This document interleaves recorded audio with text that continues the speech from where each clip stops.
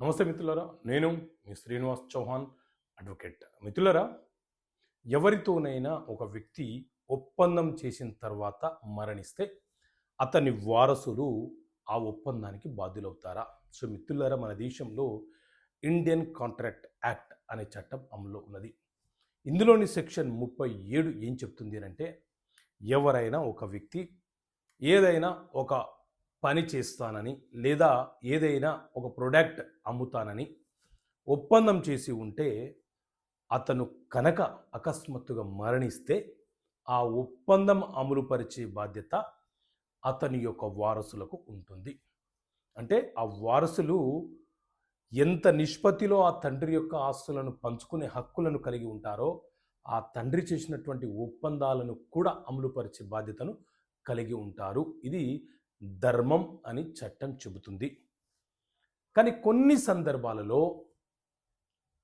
ఈ కాంట్రాక్టు తండ్రి చేసినటువంటి ఒప్పందాన్ని అమలుపరిచే బాధ్యత లీగల్ ఎయిర్లకు ఉండకపోవచ్చు. ఇది కూడా చట్టమే చెప్తుంది. ఏ రకంగానంటే, ఉదాహరణకు ఒక తండ్రి గొప్ప కళాకారుడు, చిత్రకారుడు, ఒక వ్యక్తికి లేదా ఒక కంపెనీకి ఒక చిత్రాన్ని గీసిస్తానని చెప్పి మాట ఇచ్చాడు, ఒప్పందం చేసుకున్నాడు, కొంత సొమ్ముని అడ్వాన్స్గా తీసుకున్నాడు. ఆ తర్వాత రోజే చనిపోయాడు అనుకోండి. ఇప్పుడు అతని యొక్క వారసులు ఎవరైతే ఉన్నారో, కొడుకులు, కూతుర్లు, వాళ్ళు కళాకారులై ఉండాలన్న నిబంధన లేదు.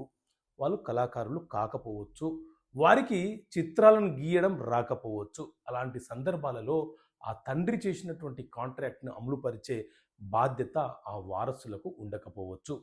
కానీ గమనిక ఏంటి అనంటే, ఏ ఒప్పందాలను అమలుపరచడానికి అవకాశం ఉంటుందో ఆయా ఒప్పందాలను ఆ తండ్రి యొక్క వారసులు, పిల్లలు ఎవరైతే ఉన్నారో వారు ఆ బాధ్యతను పంచుకోవచ్చు. ఒకవేళ వీరు ఆ బాధ్యతలను పంచుకోకపోతే, అంటే ఆ కాంట్రాక్ట్ను అమలుపరచకపోతే, అవతల వ్యక్తులు ఎవరైతే ఉన్నారో, కాంట్రాక్ట్ చేసుకున్న వాళ్ళు ఎవరైతే ఉన్నారో వారు ఈ లీగల్ హిట్స్ మీద కేసు వేసే హక్కును కలిగి ఉంటారు. తండ్రి అప్పు చేశాడు, మరణించాడు, ఆ అప్పును తీర్చే బాధ్యత కుమారులకు ఆస్తిని పంచుకునే హక్కు ఎంత ఉంటుందో అప్పులను తీర్చే బాధ్యత కూడా అంతే ఉంటుంది. అది చట్టం చెప్తున్నటువంటి అంశము. కాబట్టి అవతల వ్యక్తులు ఈ పిల్లల మీద కూడా సూట్ ఫైల్ చేయవచ్చు. సో ఇలాంటి బేసిక్ అంశాలు మీకు తెలియాలనే ఉద్దేశంతో చట్టపరమైన సమస్యలకు పరిష్కారాలు అనే పుస్తకాన్ని మీ ముందుకు తీసుకొచ్చాను. ఈ పుస్తకం కావాలనుకునే వ్యక్తులు ఇక్కడ కనిపిస్తున్న నెంబర్కి కాల్ చేసి పుస్తకాన్ని పొందవచ్చు. ఓకే మిత్రులారా, థ్యాంక్ యూ. జై హింద్.